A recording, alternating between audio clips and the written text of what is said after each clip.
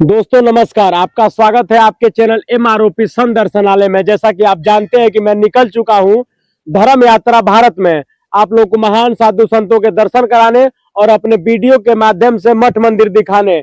आज मैं आया हूं श्री श्री 1008 परमहंस संत श्री बुखारदास बाबा और उनके शिष्य सतगुरु श्री गुलाबदास बाबा के समाधि स्थल पर। ये सिंघाजी महाराज के परम शिष्य की यहाँ पर समाधि है। आइए इन समाधि का भी दर्शन करेंगे और यहाँ महंत है, इसके विषय में उनसे कुछ जानकारी भी लेंगे। आइए दोस्तों।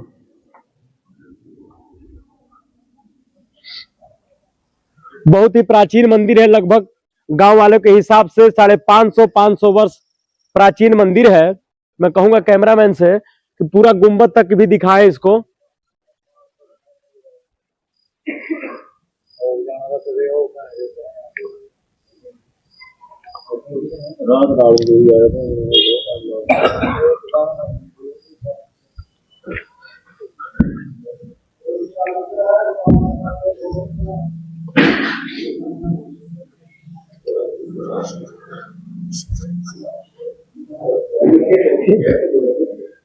एक श्री संत बुखारदास बाबा जी की प्रतिमा है, एक संत श्री गुलाबदास जी महाराज जी की प्रतिमा है और ये सिंघा जी के परम शिष्य रहे हैं श्री संत गुलाबदास बाबा भी और संत श्री बुखारदास बाबा भी।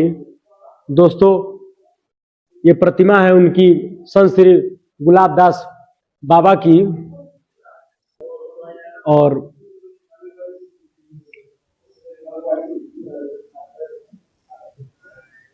ये गुरु जी की जो छड़ी है, बाबा जी की छड़ी है ये।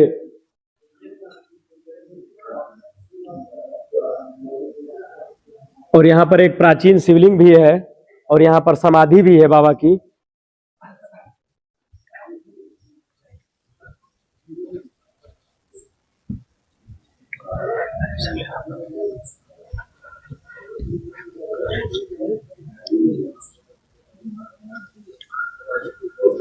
दोस्तों ये समाधि है बाबा की।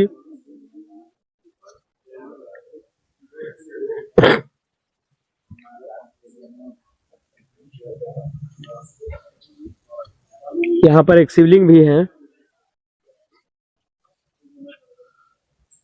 धर्म ध्वजा भी लगी है यहाँ पर।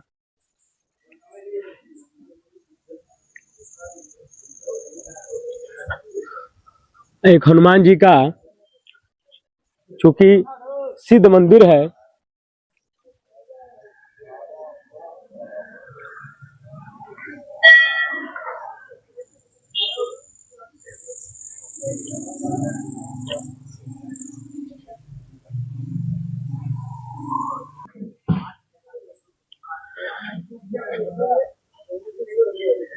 बहुत ही चमत्कारी मंदिर है। जो भी यहाँ पर अपनी श्रद्धा लेकर आता है उसका यहाँ पर मनोकामना भी पूर्ण होता है।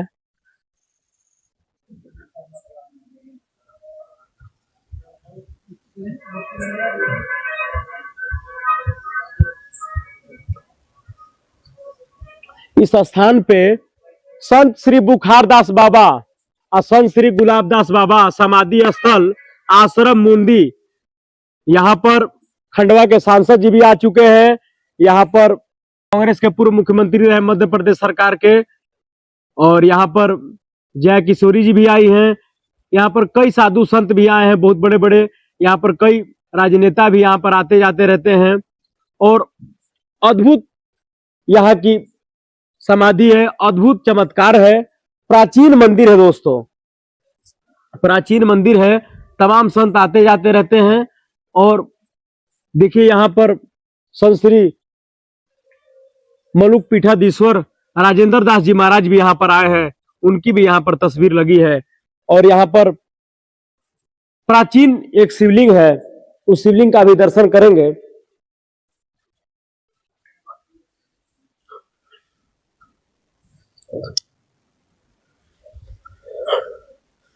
अद्भुत शिवलिंग है, प्राचीन शिवलिंग है और शिव परिवार भी है, गणेश जी, लक्ष्मी जी, शंकर जी, शिव परिवार। मैं कहूंगा कैमरामैन से कि अंदर आकर दिखाएं संत श्री गुलाबदास महाराज के साथ महंत श्री गुड्डू भैया।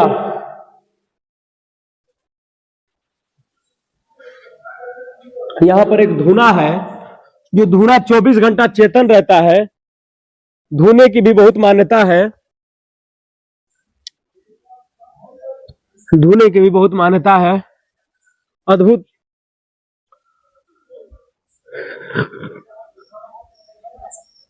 पंडाल है। इस पंडाल में कथा पूजन का आयोजन होता है और यहाँ पर कथा पूजन का आयोजन होता है। यहाँ पर कोई भागवत होती हो या फिर कोई कथा गीता या फिर राम कथा तो यहाँ पर होती है। ये हॉल जैसा बनाया गया है। मैं कहूंगा कैमरामैन से चारों तरफ दिखाएं। और यहाँ पर पेड़ भी हैं और उन पेड़ को बहुत ही सुरक्षित रखा गया है। और उधर के तरफ संत निवास भी है। संतों को भी रुकने की यहाँ पर व्यवस्था है।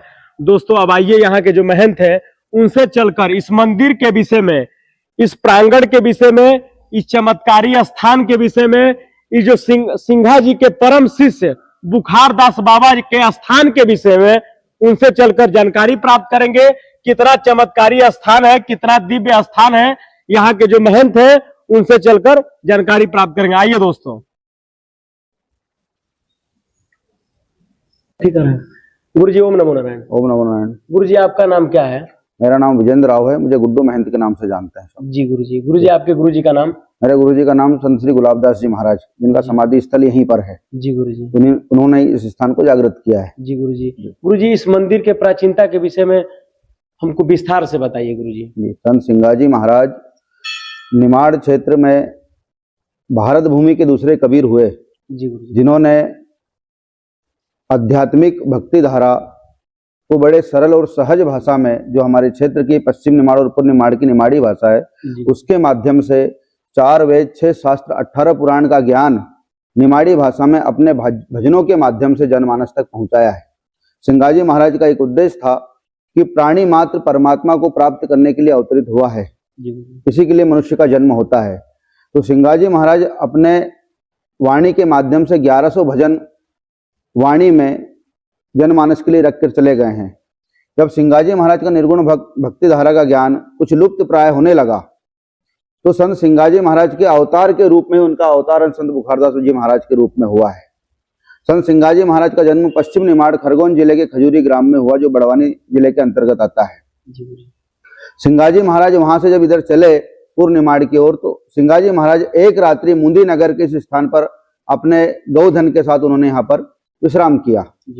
तो ये स्थान सिंगाजी महाराज के समय से धन मुंदी, धन परगना, धन संतों के धाम के नाम से बाबा की वाणी में बार बार उल्लेखित है।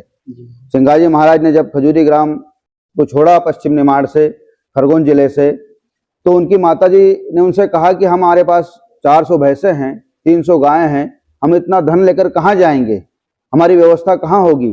तो सिंगाजी महाराज 12 वर्ष की अवस्था में इस स्थान का नाम लिए थे।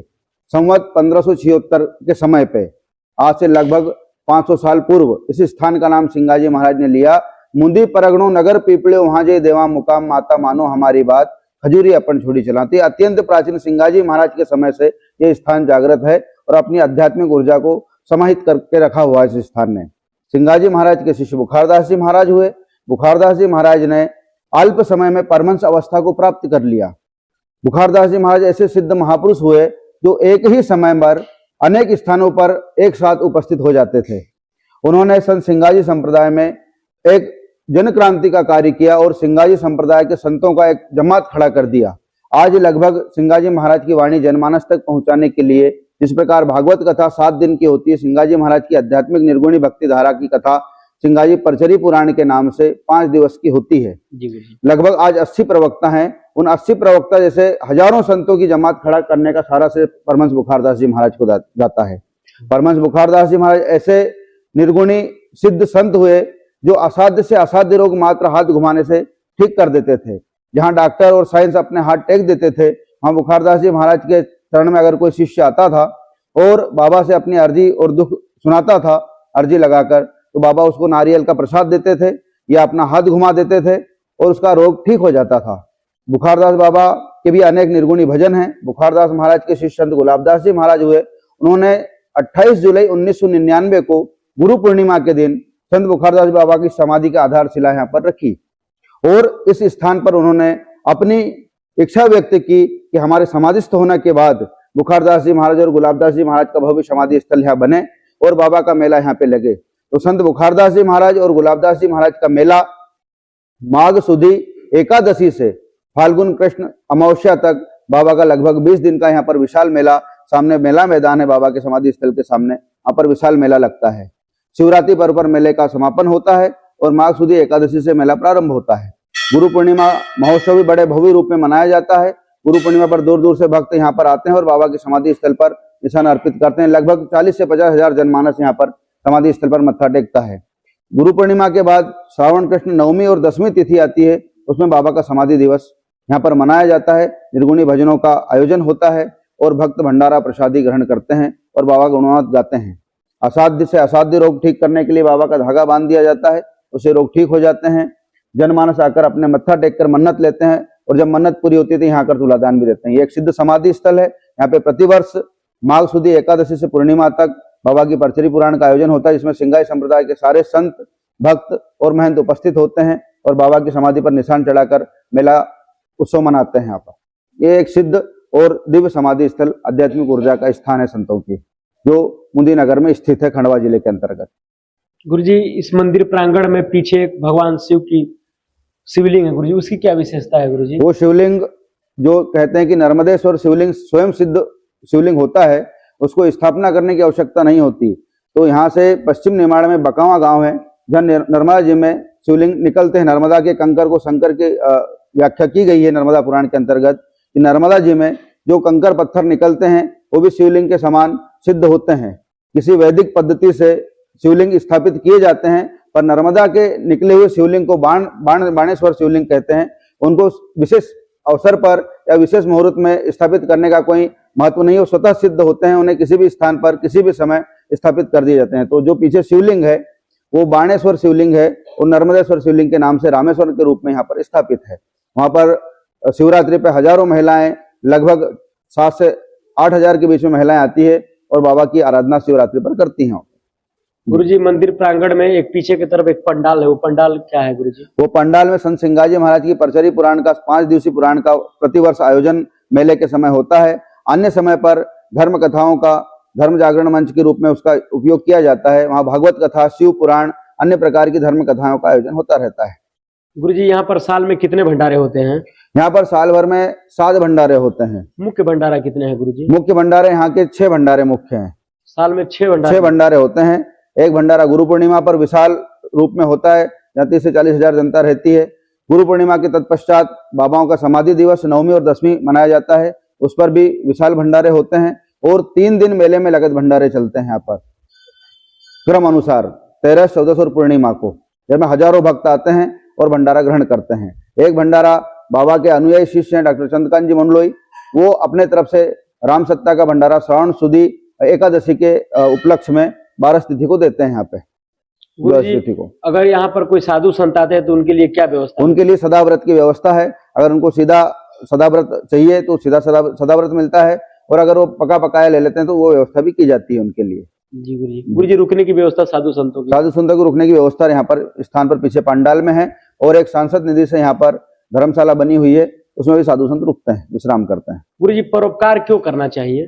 परोपकार से मनुष्य के पुण्य अर्जित होते हैं, धर्म की ध्वजा लहराई जाती है और सनातन धर्म की नींव मजबूत होती है, इसलिए परोपकार किया जाता है। परोपकार से मनुष्य के पाप नष्ट होते हैं और पुण्य जागृत होते हैं, तो उसकी आने वाली पीढ़ी को भी धर्म मार्ग पर प्रदर्शित करते हैं और जनमानस के बीच में धर्म जागरण का एक नया संदेश जाता है।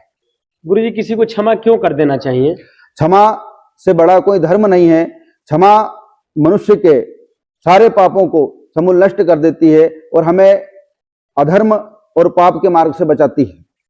गुरुजी, मन को शांत कैसे रख सकते हैं? मन को शांत रखने के लिए सत्संग ही जगत में एक मूल मंत्र है।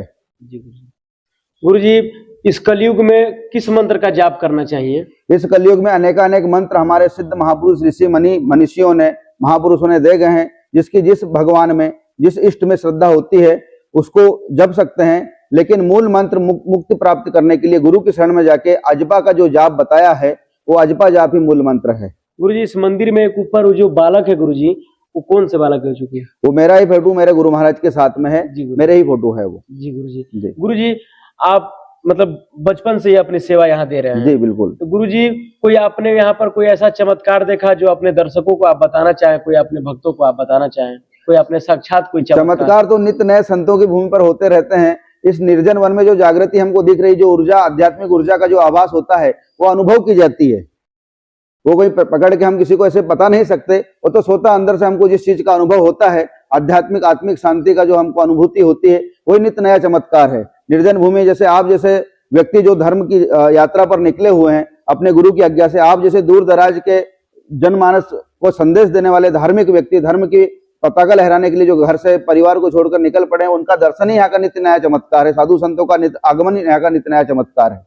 गुरुजी कोई भक्त अपनी समस्या लेकर यहाँ पर आया और आपको आपके द्वारा उस समस्या का निवारण किया गया है?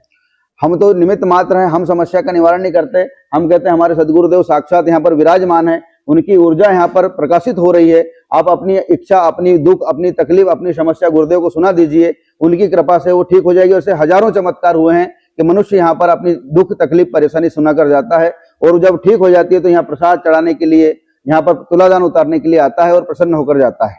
गुरु संतों की सेवा कैसे कर सकते हैं? संतों की सेवा मन, वचन और कर्म से कर सकते हैं, जैसे भी हमसे बने। जी गुरुजी। गुरुजी संतों का संगत से क्या लाभ मिलता है? संतों के संगत से हमारे जीवन में नई चेतना जागृत होती है। हम सत्य और असत्य को जान सकते हैं। मनुष्य जीवन क्यों मिला है, किस लिए मिला है, ये हमको सट सुधरी सत्संगति पाई। मनुष्य का मन जो है वो मूर्ख की तरह है, सट है, उसको बार बार कहा वो विषयों की ओर जाता है और पापाचरण में लिप्त हो जाता है। संत की शरण से ही मनुष्य धर्म, अर्थ, काम, मोक्ष को प्राप्त कर सकता है। गुरुजी आप अपने जीवन में और कुछ भी तो कर सकते, क्यों आप साधक बन गए गुरुजी? मनुष्य का जीवन जो है वो परमात्मा प्राप्ति के लिए हुआ है। संतों ने बार बार यही संदेश दिया है। हम संत सिंगाजी महाराज की तपोभूमि पर हमको हमारा जो जन्म हुआ, और उनकी कृपा से संत का सानिध्य बाल्य अवस्था से मिलता रहा, और हमको ये संतों के सत्संग से सुनने को मिला कि मनुष्य जीवन का मूल उद्देश्य संतों की सेवा, संतों की शरण और धर्म का आचरण ही है। पशुवत जीवन जीने के लिए मनुष्य देह नहीं मिली है। इंद्रिय जन ज्ञान तो पशु को भी है, उदर पोषण और संतान की उत्पत्ति पशु भी कर रहा है। मनुष्य अगर यही कर रहा है तो पशु से पृथक क्या कर रहा है? तो संतों की सेवा, धर्म का आचरण करना ही मनुष्य जीवन का मुख्य लक्ष्य है। बाबा को पाने का कोई सरल मार्ग गुरुजी? संतों को प्राप्त करने के लिए हमारी अगाध श्रद्धा ही संतों को प्राप्त करने का एकमात्र साधन है। उनके प्रति हम निष्ठावान होकर निस्वार्थ भाव से, निष्काम भाव से उनकी आराधना करते हैं। मन, वचन, कर्म से जैसे हमसे बन जाए हम उनकी सेवा करते रहें, वही हमको संतों की प्राप्ति का मार्ग प्रदर्शित करता है। गुरुजी गौ सेवा करने से क्या मिलता है? गौ सेवा करने से चारों धाम की यात्रा का, सारे तीर्थों का फल मिल जाता है, क्योंकि गौ के अंदर 33 कोटि देवताओं का वास बताया है। और अगर हमने गौ की सेवा कर ली, भगवान कृष्ण का विश्वव्यापी अवतार जगत गुरु योगेश्वर के रूप में हुआ। जब हमारे आराध्य, हमारे इष्ट जगत गुरु योगेश्वर श्री कृष्ण गौ की सेवा कर सकते हैं तो हम क्यों नहीं कर सकते? भगवान कृष्ण ने गौ सेवा का मार्ग हमको बताया। संत सिंगाजी महाराज ने 400, मैंने आपको भी पहले बताया कि संत सिंगाजी महाराज के पास 400 गायें थी। जब हमारे आराध्य इष्ट बड़े बड़े महापुरुषों ने गौ सेवा की है तो गौ के अंदर ही सारे तीर्थों का, सारे देवताओं का वास है। गौ चलता फिरता तीर्थराज प्रयाग है हमारे लिए। जिस तरीके से आप बता रहे हैं गौओं में 33 करोड़ देवी देवता विराजमान हैं, लेकिन गुरुजी आजकल गौओं की स्थिति ये हो गई है, गौ गंदगी में पड़ी है, गौ गंदा खा रही है, गौ कूड़े में सो रही है। ये कैसी स्थिति है गुरुजी? इसके लिए हमको हमारे मूल धर्म की ओर लौटना होगा। हमारे जो धर्म आचार हैं वही बड़े बड़े मंचों से गौ की महिमा का वर्णन कर रहे हैं, गौ कथाओं का आयोजन हो रहा है। साथ में हमको सरकार और जनप्रतिनिधियों के माध्यम से भी गौ पालन के लिए कई कल्याणकारी योजनाओं की जानकारी प्राप्त हो रही है। जब तक हम हमारे मूल सनातन धर्म की ओर नहीं लौटेंगे, हमारी गौ की व्यवस्था हम नहीं कर सकते, और गौ हमारी इसी प्रकार से कहीं ना कहीं भटकती रहेगी। गुरु सनातन धर्म क्या है? जो सत्य को जानना ही, जो हमारे तन में सना हुआ है, हमारे रोम रोम में जिसकी ऊर्जा विद्यमान है, वही सनातन है। जो 3 काल में पृथक नहीं होता, वही सनातन है। गुरुजी राम मंदिर जो अयोध्या में बना, क्या उसकी प्राण प्रतिष्ठा अधूरी रहेगी गुरुजी? मैं ऐसा नहीं मानता। जब हमारे जगत गुरु रामभद्राचार्य जी और कहीं बड़े बड़े महापुरुषों के सानिध्य में बड़े बड़े जो ज्योतिषी हैं उन्होंने जो मुहूर्त निकाला था, और हमारे देश के माननीय प्रधानमंत्री नरेंद्र मोदी जी के नेतृत्व में राम मंदिर में प्राण प्रतिष्ठा हुई, तो मैं ऐसा नहीं मानता कि कुछ अधूरा रह गया होगा। जहां राम तहां अवध निवासा, राम तो पहले से ही वहां अधूरा क्या रहेगा। राम कल भी थे, आज भी हैं और कल भी रहेंगे। राम अयोध्या की थी और अयोध्या राम की है। गुरुजी, एक शंकराचार्य जी कहते हैं कि वहां पर जो प्राण प्रतिष्ठा हुई वो अधूरी ये उनका व्यक्तिगत विचार हो सकता है, हम किसी के व्यक्तिगत विचार पर टिप्पणी करना उचित नहीं समझते। जी गुरुजी। गुरुजी, अगर भगवान को पाना हो तो उसको कैसे पा सकते हैं गुरुजी? संतों के सानिध्य से, श्रद्धा से, भक्ति से, भाव से, भजन से, ज्ञान से ही हम परमात्मा को प्राप्त कर सकते हैं। गुरुजी, किसी का एक पुत्र है और वो साधु बनना चाहता है, तो क्या गुरुजी साधु बन जाना चाहिए कि माता पिता की सेवा करनी चाहिए? माता पिता की सेवा करते हुए हम घर में गृहस्थ आश्रम में रहते हुए परमात्मा को प्राप्त कर सकते हैं। साधु संतों के सानिध्य के लिए हम हमारा व्यक्तिगत समय निकालकर उनका सत्संग प्राप्त करने के लिए उनके शरण तक पहुंच सकते हैं।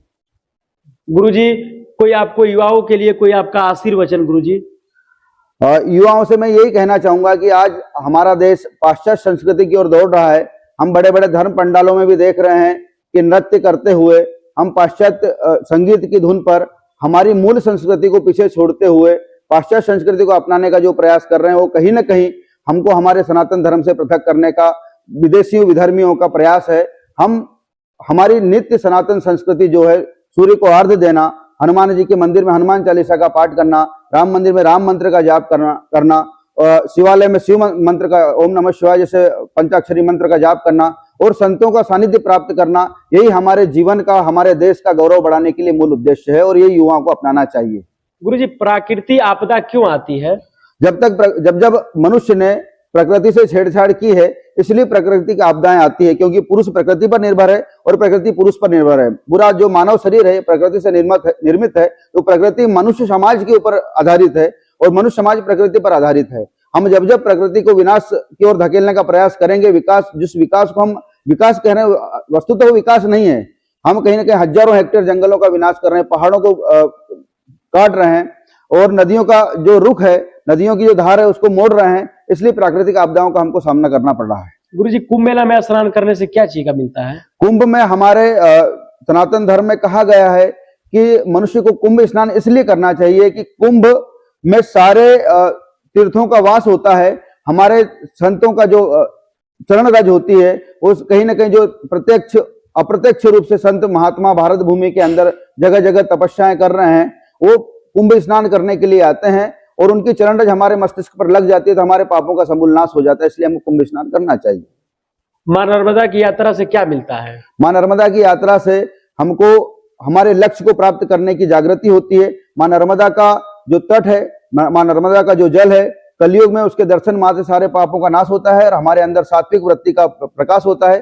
जब हम सात्विक वृत्ति का प्रकाश होता है तो हम सत्य को ग्रहण करते हैं और हमारे अंदर जब सत्य का वास हो जाता है तो हम धर्म की यात्रा की ओर हमारे मन को अग्रसर कर देते हैं। अगर कोई व्यक्ति सत्य मार्ग पर चलता है गुरुजी, तो उसको कठिनाइयां क्यों आती हैं? जो विद्यार्थी स्कूल में पाठशाला में पढ़ने के लिए जाएगा, उसको जीवन में परीक्षाएं देना ही पड़ेगा और धर्म एक ऐसी पाठशाला है, आप उसमें प्रवेश करोगे तो आपको निरंतर भगवान राम को, कृष्ण को, बड़े बड़े महापुरुषों को यहाँ परीक्षाएं देना पड़ेगी। उनके जीवन में जब कठिनाई आई, हमारे इष्ट और आराध्य के जीवन में कठिनाई आई है, तो स्वतः हमारे जीवन में कठिनाई आना कोई बड़ी बात नहीं है। कोई आपके भक्तों और बाबा के भक्तों को कोई आपका आशीर्वचन?